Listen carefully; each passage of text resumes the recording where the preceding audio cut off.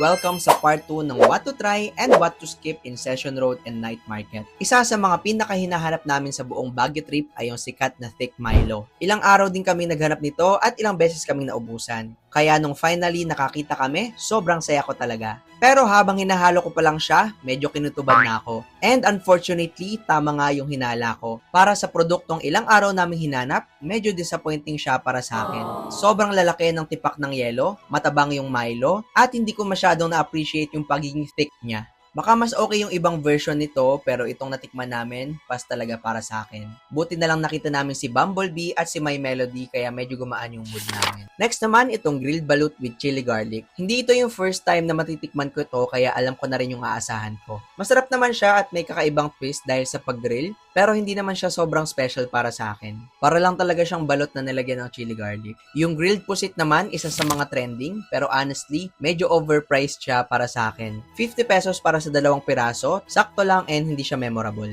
Mas nagustuhan ko itong beef enoki, masarap yung timpla at sulit sa lasa. Masarap siya pero for me overpriced din siya kasi for 50 pesos, dalawang enoki lang yung kasama.